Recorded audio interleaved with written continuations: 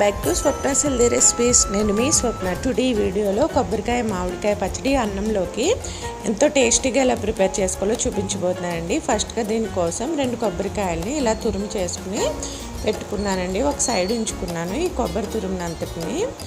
ఈ కొబ్బరి తురుముని ఒక సైడ్ ఉంచుకున్న తర్వాత నెక్స్ట్ మిక్సీ జార్లోకి ఒక చిన్న పచ్చిమిర్చిని 12 నుంచి 15 వరకు తీసుకున్నానండి. మనకు కారానికి సరిపడా పచ్చిమిర్చిని తీసుకోవాలి.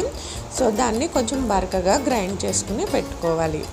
సో ఇలా బరకగా ఉంటేనే బాగుంటుందండి. సో నెక్స్ట్ మామిడికాయలని మీడియం సైజు 2 ఇలా తురిమి పెట్టుకున్నాను. దీనిలో గ్రైండ్ చేసిన ఈ పచ్చిమిర్చి పేస్ట్ని కూడా యాడ్ చేసి ఈ కొబ్బరి తురుమును కూడా యాడ్ చేసుకుని అంతా కలిసేట్టు బాగా మిక్స్ చేసుకోవాలి. ఇలా మిక్స్ చేసుకుని మనకి టేస్ట్కి సరిపడా సాల్ట్ని కూడా ఇందులో యాడ్ చేసుకుని మొత్తం అంతా బాగా మిక్స్ చేసుకుని ఒక సైడ్ ఉంచుకోవాలి. ఇలా మిక్స్ చేసుకున్న మిశ్రమాన్ని ఇలా ఉంచుకున్నానండి ఒక సైడ్ని. సో నెక్స్ట్ తాలింపు కోసం ప్యాన్లో 1 టేబుల్ స్పూన్ వరకు ఆయిల్ వేసుకుని దానిలో 1 స్పూన్ ఆవాలు, జీలకర్ర, 1 స్పూను పచ్చిశనగపప్పు, కొద్దిగా మినపప్పు వేసుకుని ఒక 2 నిమిషాల పాటు ఫ్రై చేసుకోవాలి.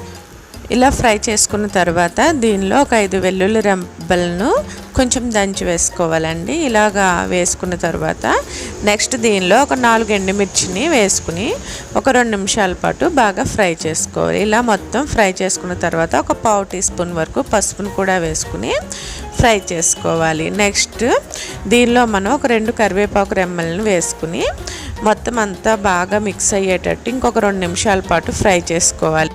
ఇలా మనకి మొత్తం అన్నీ బాగా ఫ్రై అయిపోయిన తర్వాత స్టవ్ ఆఫ్ చేసేయాలండి. స్టవ్ ఆఫ్ చేసుకుని ముందుగా మనం కొబ్బరి, పచ్చిమిర్చి, మామిడి తురుము కలిపి పెట్టుకున్న మిశ్రమాన్ని దీనిలో వేసుకుని మొత్తం అంతా బాగా మిక్స్ అయ్యేటట్టు బాగా మిక్స్ చేసుకోవాలి.